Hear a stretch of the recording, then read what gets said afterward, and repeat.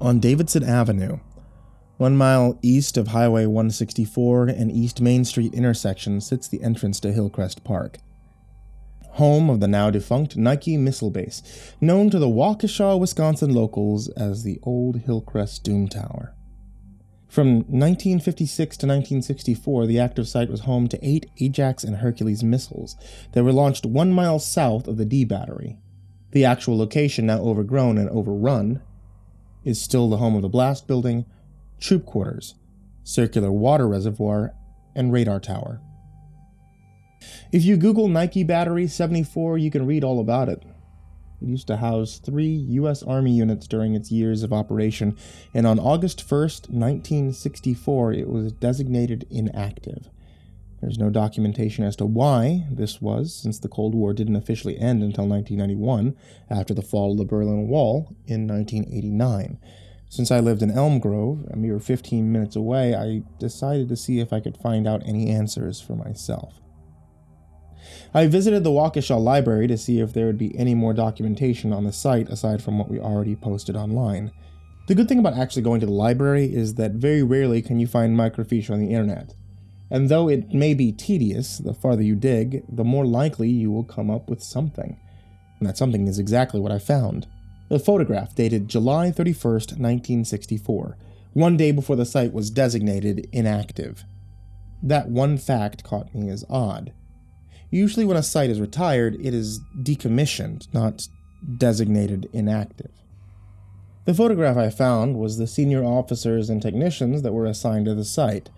After a bit more digging, I was able to come up with a name. Charles Gunderson, the commanding officer of the Nike missile base. And after a bit more digging and a trip to the public records office, I discovered that Mr. Gunderson was still alive and living in Waukesha. I decided to give him a call. A tired old voice answered the phone and tried to be as direct as possible. Charles Gunderson? Yes? Good afternoon. My name is Jonathan Wilcox. I'm a historian for southeastern Wisconsin, and I'd like to ask you some questions about the Nike missile site, Battery 74. There was a long moment of silence. I made sure that he was still there. Mr. Gunderson? I could hear labored breathing coming from the other end. Charles, are you okay? Did I catch you at a bad time? I have no idea what you're talking about. Excuse me? Goodbye. He hung up the phone. I attempted to call back, but he never picked up the phone again. Now I was worried. Was he hiding something? Did something happen to him? I checked the information I was given and drove over to his house to make sure he was all right. It was only 2 miles from downtown Waukesha. The thing about Waukesha is that there isn't a straight street anywhere in the city limits. The city was planned around the old hot springs that used to flow, and Waukesha used to be a resort town back in the late 1800s. But as soon as the springs dried up, so did business, and Waukesha switched gears and became an industrial town, swarming with blue-collar workers running the foundries and factories scattered throughout. So because of the city layout, 2 miles was easily 30 minutes of navigating through one-way streets and winding roads. I arrived at Charles's house, an awkward, sandy brick ranch on the northwest corner of Garfield and Wilson. It took him a few moments, but Charles answered the door after I knocked. Mr. Gunderson, I'm Jonathan Wilcox. What are you doing here? He shouted at me. I'm sorry, sir. You hung up quite abruptly. I could hear you breathing heavily on the phone. I wanted to make sure you were okay. What the hell do you want? I want to talk about the old missile base, Hillcrest Park. I have no idea what you're talking about, he stammered. Please leave, sir. I don't mean to pry, but I took out a copy of the photograph that I had acquired from the library and I handed it to him. One of the men in the photograph was circled with a red Sharpie. That man in the photograph, the one that I have circled, is you. I did my research before I came here. You were the commanding officer. I just want to get a bit more information for my research. Charles looked at the photograph, and his eyes welled up, and his hands began to shake. He looked me up and down and began to shake his head. Why couldn't you leave this in the past? He retreated back into his home and vanished around the corner, leaving the door open. I stood outside, puzzled by his words, when I suddenly heard a gunshot ring from inside. I tore open the door and darted around the corner Charles had disappeared around to witness a grisly sight. Charles has taken his old service revolver from a desk drawer in his study and put a bullet through his temple, splattering his brains and skull all over a nearby bookcase. His fresh corpse now pooling blood where it lay. His fingers still twitching in the odor of death, brain matter and gunpowder now mixed with the musty scent of old books and dust to concoct a vile aura that chased me headlong into the small, yellow bathroom across the hall. I wiped the vomit from my chin as I stumbled back outside and immediately called the police. I was held for questioning since I was the only witness. After several hours, I was released after they declared the incident a suicide, so I drove back home in silence. What could have happened that would make Charles take his own life? The questions were beginning to pile up, and I wasn't getting any answers to clear them away. The next day, I began the arduous process of interviewing neighbors about Charles. Everyone I spoke to in the neighborhood had nothing but kindness to say about Charles. He was a widower of 15 years, served in World War II in Korea. But when I mentioned Hillcrest Park, the old missile base, the mood suddenly changed. The rumors were playful and in various colors. Older folks simply said it was a relic from the Cold War and the arms race was in full force. Some folks said it was a base for more secretive work. One guy even suggested that they used it to experiment on war criminals deep in the blast building. Another told tales of it being a second Guantanamo. Another thought it was one of many surveillance outposts to spy on Americans. Whatever the true nature of the old Hillcrest Doom Tower, I was bound and determined to uncover its secrets. Now, if you don't know what to look for, you can easily miss it. A wooden sign, obscured by the surrounding trees and bushes, marks the entrance to Hillcrest Park. The drive is a dirt road that resembles a service or park maintenance entrance rather than a park. The parks in southeastern Wisconsin are meticulously cared for, so seeing a park entrance that looked like it was specifically to be forgotten about sent a shiver up my spine. And it was in the middle of the day. I drove my vehicle slowly around the bend and past the old barracks radio tower, what was actually called the Doom Tower, and parked my car by the blast building and reservoir.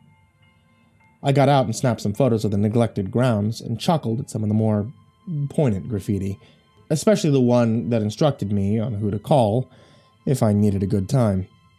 I first started by documenting the barracks and its present condition. The door had been removed, most likely by a vandal or kids needing a cool hangout place. As I had suspected, the interior matched the exterior, run down, dark, moldy, covered in graffiti.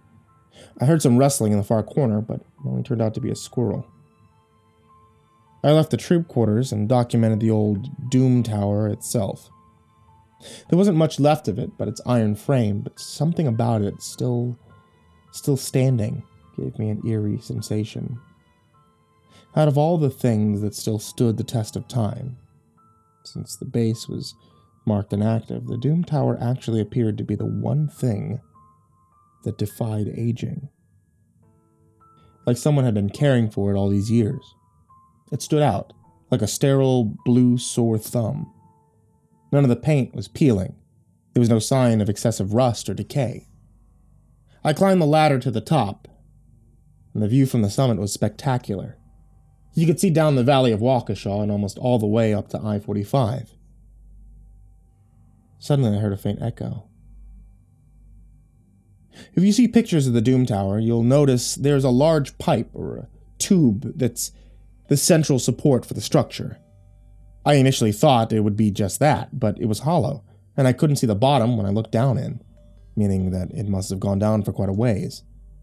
The echo came from deep inside. Now, I'm not anything close to a naturalist or animal specialist, so I just naturally assumed it was some critter that got itself trapped. must have fallen all the way down and just waited there to die. I tried to pay it no mind, but there was a pleading sense to it, as if it knew that I was up here, and it knew I could free it. The more I listened to it, the more it sounded almost human.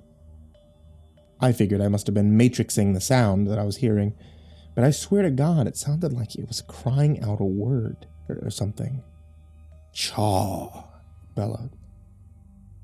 My mind automatically pictured Sloth in the Goonies when I listened to it. It was a sad, solemn moan that tugged at my heartstrings.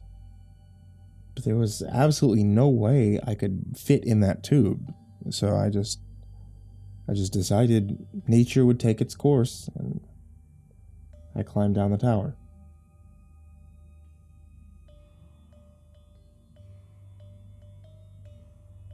As I finally made my way towards the blast building, a sudden familiar sound startled me in my tracks. A local police officer had seen my car in the drive and wanted to inquire as to what I was doing there. I informed him who I was and what I was doing, and he seemed agreeable enough, but technically this was still private property and not a public park. Wait, but the sign said, yeah, I know what the sign says, but the land technically belongs to a private owner, and if people aren't on the actual park side of the property, the police motioned back behind him, where the swing sets and children's playgrounds were. If you ain't over there, we've been asked to escort you off the property, or at least shepherd you back to the actual park. Oh, sure, okay. Hey, out of curiosity, who owns this land? Gunderson, Chuck Gunderson. Lives out in Wilson by Carroll College. Gunderson? You mean lived? I was still shaken by the incident. What? Apparently, news does not travel fast in Waukesha. When did Chuck die?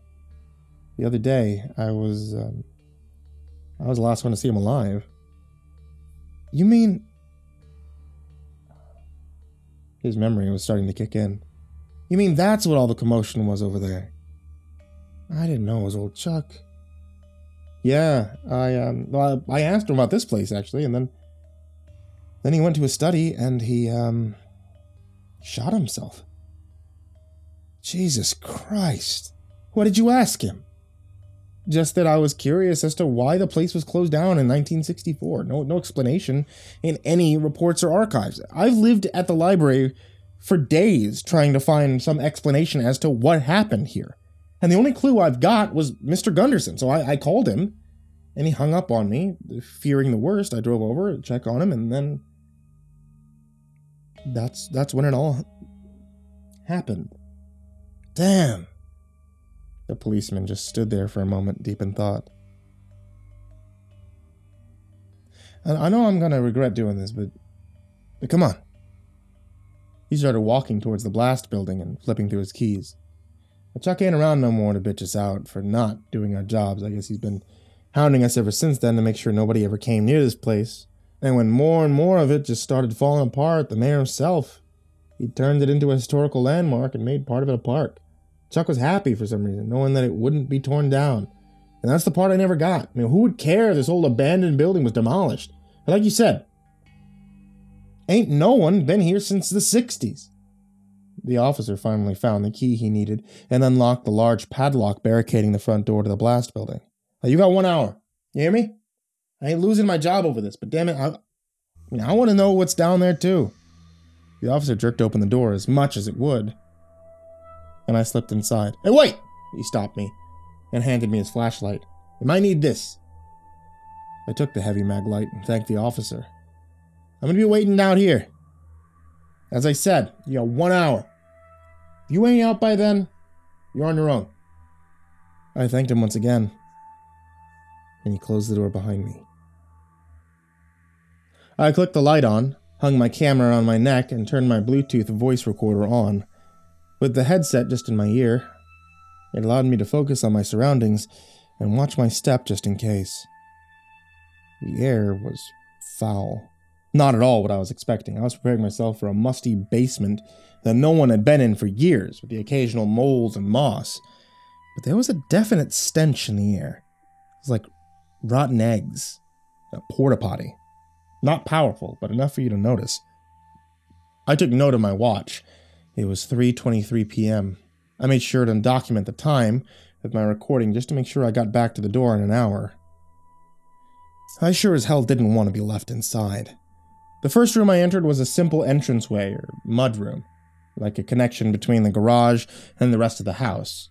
Some old boots littered the floor, and an abandoned coat or two still held their posts on the hooks along the wall. A faded poster of Lyndon Johnson's re-election teetered on the far wall. Opposite that was the only door leading farther into the building. Time had not been kind to the door's hinges, as it took some effort to wrench it open. As it squeaked and squawked in defiance of opening, I could hear its protest echo deep into the darkness that it kept me out of. With a final forceful shove, the door finally yielded, but not quietly. The hinges splintered off from the frame, and the door collapsed onto the floor with a reverberating crash. As the echo began to die, it was answered with a familiar sound. Chaw. It was the same animalistic cry from when I was on top of the tower. I realized quickly that the pipe in the middle of the tower must have led down into a room inside the blast building. There was an intelligence in the cry, rather than just a carnal moan, like the critter knew someone or something was coming its way. The howl was only heard once and quickly died in the blackness of the building. On the other side of the door was a series of metal catwalks, stairs that led down further than my light would allow me to see. I shone my light around, and I saw, on the level beneath me, there was a few doors. My only mission within the hour of time I was given was just to find some more information about what happened here. So I was hoping one of those rooms was the base archive. My feet clanged and echoed against the metal floor as I raced downstairs, and I reached the first of the doors. I heard a low thud, like something large had just collided with a wall a great distance away. It drove chills up my spine to think of what would have been large enough to make that noise. Then I heard it again. Chaw! Whatever it was, I was definitely closer to it. And the more and more I thought about it, the more I didn't want to know what it was. It howled again, and I listened intently as to put my overactive imagination at ease. It was deep and gravelly, like a hippo, but emotional. It was scared or concerned or maybe just calling out. Listening to it bellow out a third time did not calm my nerves. I quietly opened the door and slipped inside, away from the metal floor and onto moldy, sodden carpet. It definitely explained some of the stench that I picked up on earlier in the entranceway. It was potent. But still, I've experienced dealing with a flooded basement. The smell was not a stranger to me. After a quick scan with a flashlight, I discovered that I was in a common room. The dated furniture and decor affirmed what I was seeing. As I snuck deeper into the room, my feet squished into the decaying carpet. I saw something that seemed off. A red playground ball. It was well used, and the label had been completely worn off from the use. I went to pick it up, and rolling it over, I saw that the only part of the label that wasn't completely torn off was the production date. 2003. Now, I had originally thought that maybe some of the kids were playing at the nearby park back outside, and maybe this ball had somehow fallen down the tube and landed inside the building, but two things made me think otherwise. First, from where the tower sits and the angle of the tube, it would have opened up much lower in the building, so how did the ball get all the way up here? And second, the tube was about half the circumference of the ball. It wouldn't have fit. I quietly set the ball down, and from the back of the stairwell, I heard it again. Chaw! Whatever it was large, it was angry, and it was just outside the room I was in. Then came a thunderous crunch, as if whatever was on the other side was pounding on the door. I just stood there. The blood left my arms and legs, freezing me to that one spot. It pounded again, and I peed myself. I didn't know what to do. Fight or flight never kicked in. I was just too terrified to move. And suddenly, whatever was on the other side of the door shifted, and the pounding stopped. I stood there for another few minutes trying to gather whatever was left of my nerves and still intact, and hoping that my underwear would dry a little. I knew I didn't have much time left before the police officer would abandon me, but I still wanted answers. What happened down here that would make Charles Gunderson kill himself? And what the hell was that thing that was trying to get in here? The only good news was that I couldn't smell the moldy carpet anymore, just my soggy boxers. I raised my flashlight again and surveyed the room. On one side, there was a door that appeared that it may lead into the room that was situated next to this room, if my memory being out of the stairwell was correct. And it was. I opened the door and was firmly met with a new odor. Old books. A quick flash of my light, and I had found it. The base's archives. Shelves filled with binders lined all the walls. I picked one black binder that read 02-1964 on the spine. And I began to read. President Johnson has ordered that all nuclear missile bases in the continental United States be decommissioned. The threat of nuclear war is non-existent, but will be maintained on a social platform until such time it is deemed no longer useful to steer the American public. This location, Nike 74, will remain active, not as a missile installation, but as a scientific compound, to further study the effects of nuclear radiation. They have briefed the crew in our new assignment, and I am aware of our first directive. CG. CG. Who is CG? And then it dawned on me. Charles Gunderson, the commanding officer of the base, and until just recently, a resident of Waukesha, Wisconsin. I continued to pore over the binders. Today we began our first directive. The commanding team, consisting of myself, XO, Richard Kingford, Rick, Sergeant Major James Strauss, Jimmy, and Staff Sergeant Thomas Faber, Tom, have received a sample of slag recovered from the Marshall Islands. With limited test ban treaty in effect, obtaining the sample from Bikini Atoll was difficult. We hope that our experiments are successful so that those who died to get us this were not in vain. CG. I continued to pore over the next few entries as they went into technical specifics of their experiments. March 18th, 1964. After we secured a segregated room on the location to fill out these experiments, we decided we needed a control. We were able to procure a few test animals so that we could ensure that the equipment we had on site would adequately meet our needs. March 20th, 1964. The local college lent out some of their laboratory rats. Early this morning, Jimmy and I injected some of the sample directly into the bloodstream of one of the rats. After 5 minutes, the rat suddenly exploded, covering both Jimmy and I in entrails and rat blood. We decided to rethink our procedure. March 25th, 1964. We used a combination of rat blood taken from one of the subjects and mixed it with our sample in hopes of diluting it so that it wouldn't be fatal. The next test subject lasted 30 minutes before its hair began to fall out and it broke out in blisters. Instead of exploding, the creature just melted, leaving nothing more than a red puddle and a skeleton. April 5th, 1964. We continue to dilute the sample, but every test subject continues to perish. We may need something that has a stronger constitution than rats. April 5th, 1964. We were able to track down a few feral cats in the neighboring farm community and employ them in our experiments. The duration of lifespan after injection is longer than the rats, but still fatal. Tom has requested we stop and rethink our procedure. I just think he has a soft spot for cats. May 12th, 1964. We have perfected a serum that has a 0 fatality rate in all our remaining test subjects. Rick has wired our authorities of our progress. June 7th, 1964. We received orders from my superior officers to test out our findings on a human being. Our location has been chosen because of the depth of the blast building, and that the radiation could be kept under control. All experimentation has been halted until our human subjects arrive at our location. I reached a page that seemed stained. With what, I'm not entirely sure. The date was July 30th, 1964.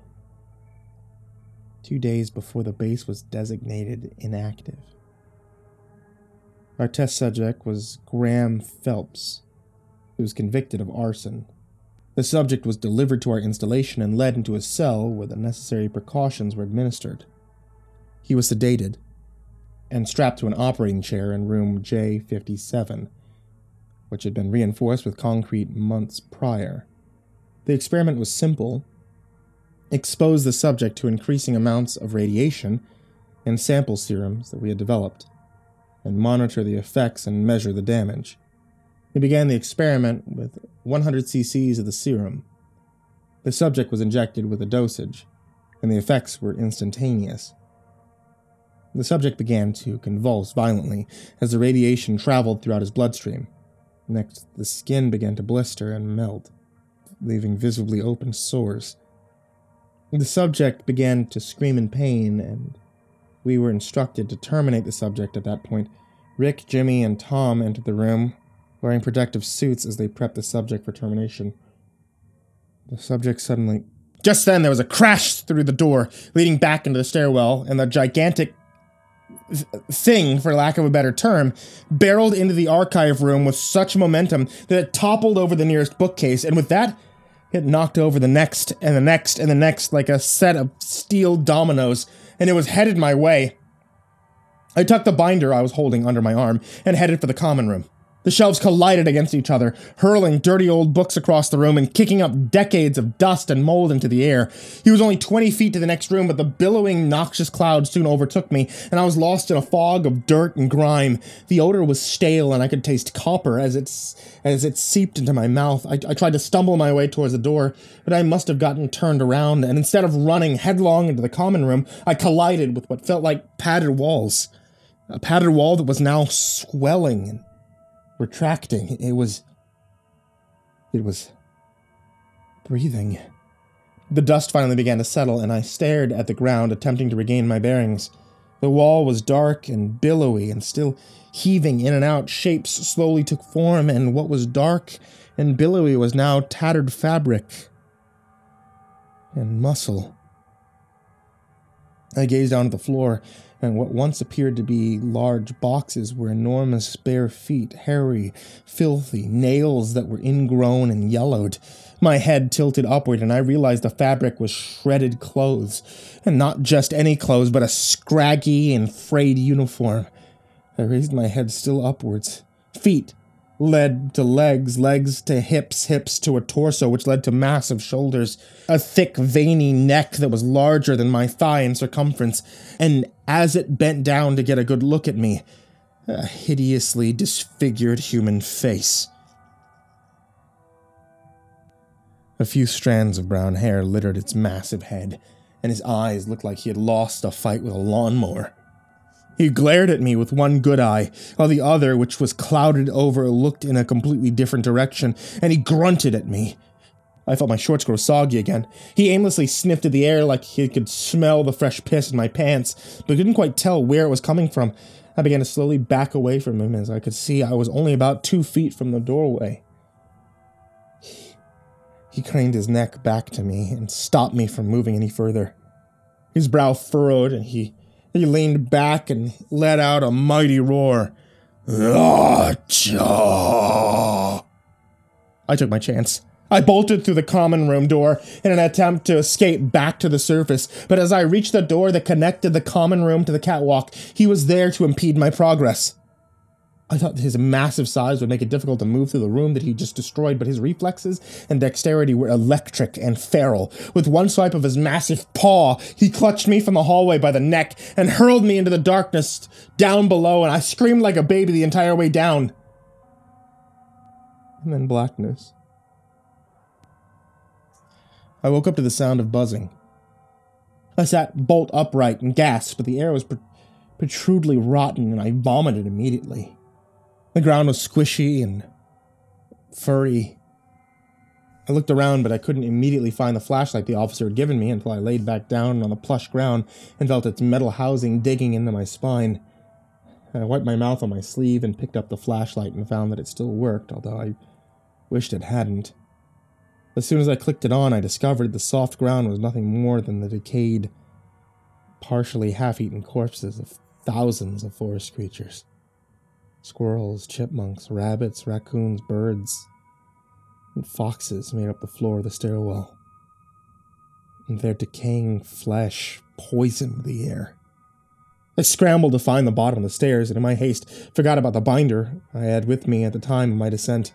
I quickly swung my light back and forth, and eventually found it buried in what appeared to be a wolf's ribcage.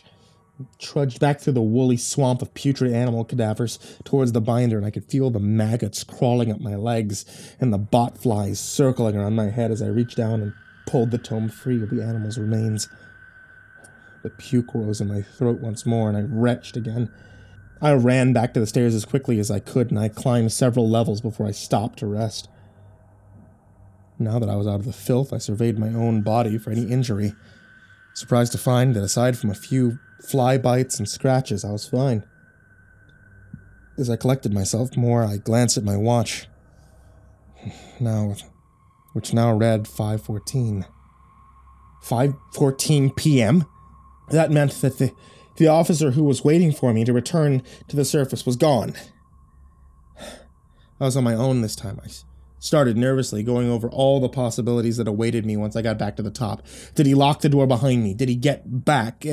Was he going to have me arrested for trespassing?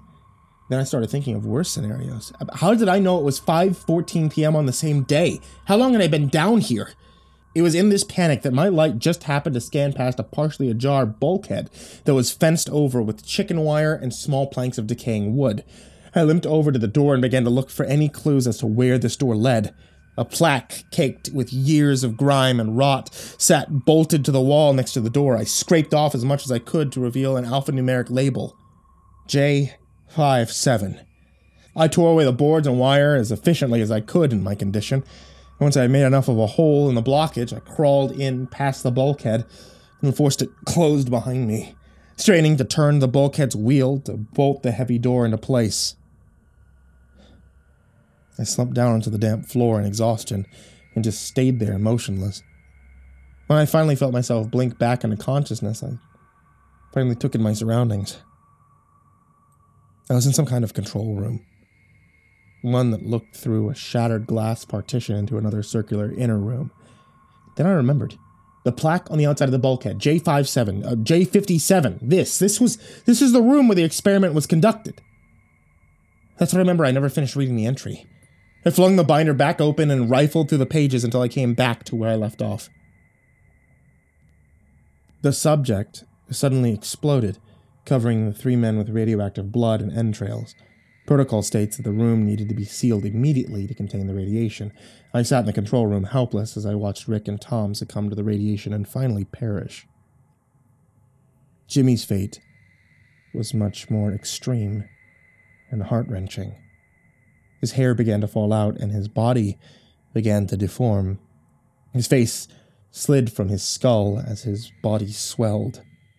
I could hear his skin stretching and his bones cracking under the stress of his transformation. He was crying for help the entire time.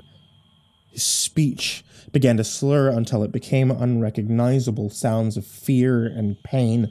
As his growth finally began to slow, I could see that he was now at least 10 feet in height.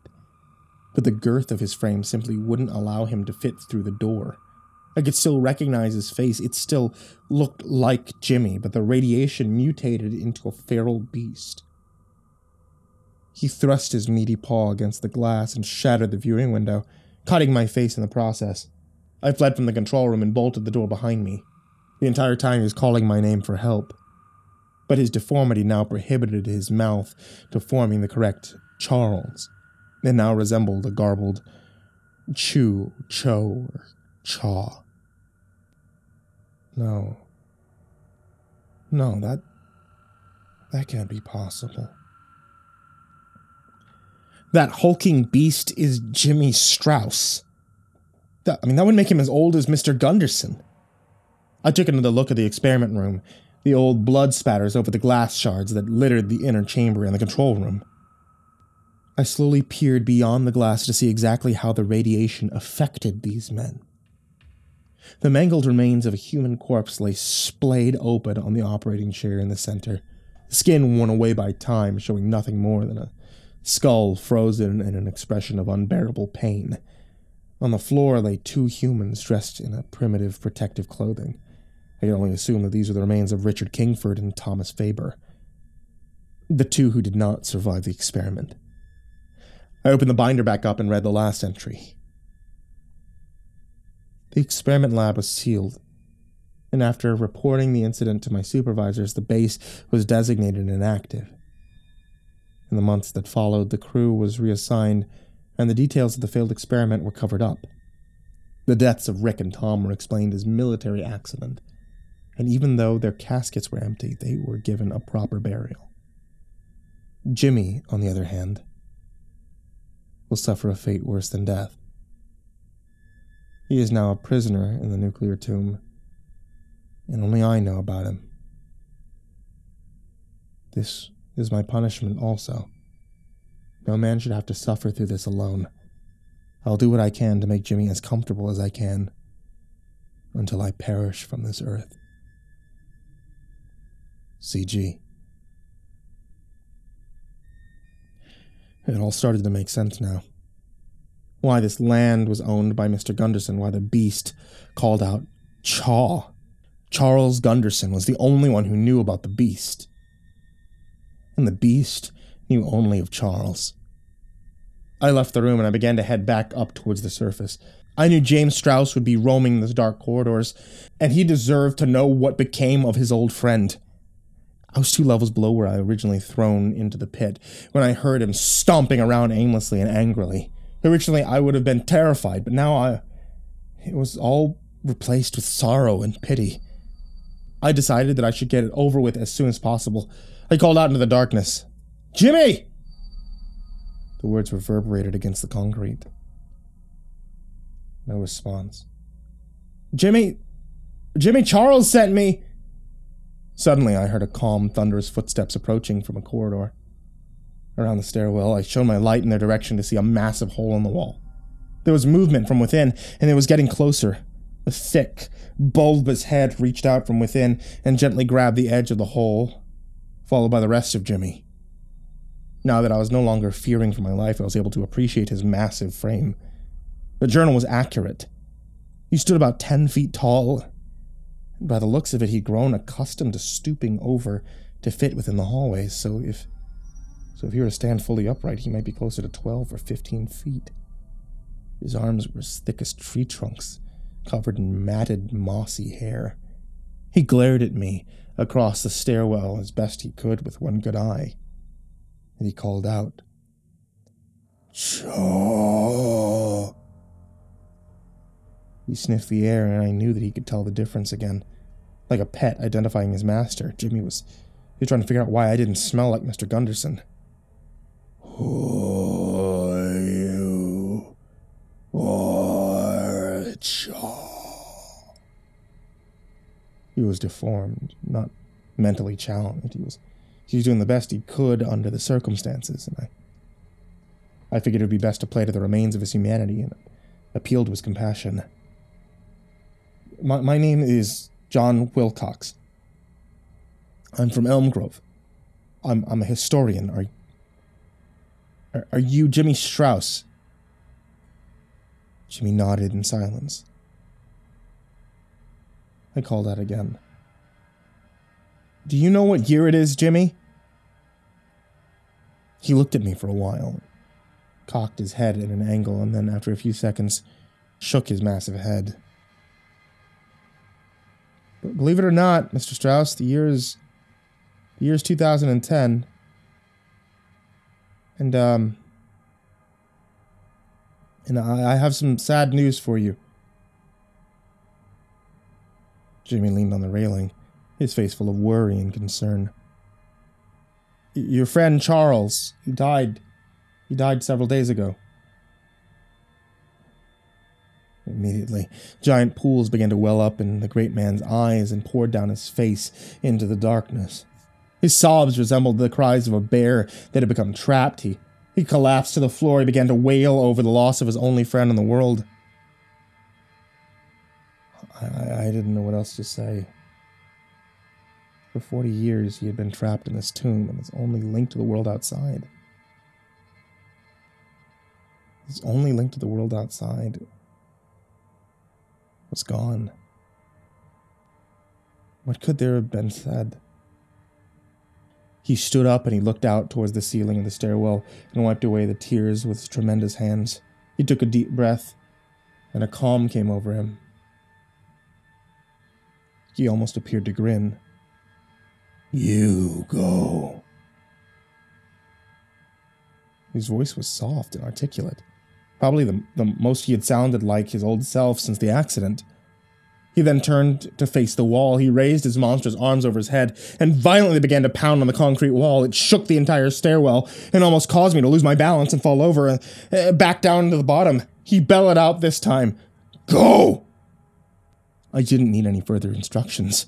As fast as my legs would carry me, I raced up the catwalk and the stairs towards the entranceway. He continued to pound until I could hear the steel pry itself away from its supports and buckle and crumble. The decades of rust and mold was helping Jimmy with his task. As he continued to batter the foundation of the stairwell, bolts sprung from a section of the walkway and gave way, hurtling towards the darkness below. I continued to run as best as I could as the metal was forcefully quaking and deteriorating. I reached the top of the stairwell and turned to see Jimmy continuing to pound against the walls of the stairwell.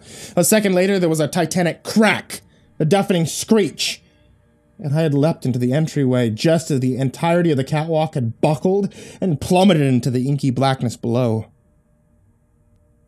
taking Jimmy with it. A few seconds later, the metal scaffolding crashed to the bottom of the stairwell with such a booming and ear-splitting impact that it resembled that of a volcanic explosion. I stood at the entrance of the stairwell, peering down below. I don't know what I was looking for. Hope? Fairy tale ending? A miracle? Jimmy was dead. And was finally free of his prison. I opened the door to the blast building to find I was surrounded by a squadron of police officers. I immediately threw my hands up and surrendered. The officer from before escorted me to his cruiser, slapping his handcuffs on me and forcing me inside. The ride to Waukesha police station was quiet enough. So what? I assume you were the cause of whatever sonic boom everyone heard topside. What happened down there? It wasn't me. Wasn't you? What else could it have been? It was Jimmy. He was just saying goodbye.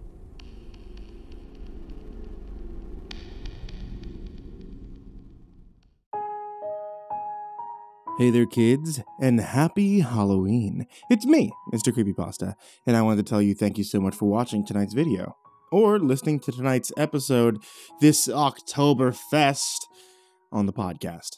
If you're not listening on the podcast, then you always can listen on the podcast at Spotify, or just about anywhere you find a podcast. And if you're not listening on YouTube, then you can find it on YouTube, or just about anywhere you find a YouTube. I just want to remind all of you that if you're on a cold autumn night and you need a warm drink, that my wife sells tea. There's tea available at etsy.com/shop/ivorymonocletea. All different kinds, including those themed off of creepypastas, horror icons, horror monsters, and Dungeons & Dragons. And if you order that creepypasta set with the Mr. Creepypasta's Dark and Stormy Night, the actual tea that I drink while recording these stories, well, probably about 60% of the time, then you can always ask for that MCP dabbing sticker instead of the classic channel icon sticker. And I get a kick out of it every time someone asks her to do that. Also, I wanted to say thank you, all of you, who are supporting me on Patreon. That's patreon.com/MrCreepyPasta.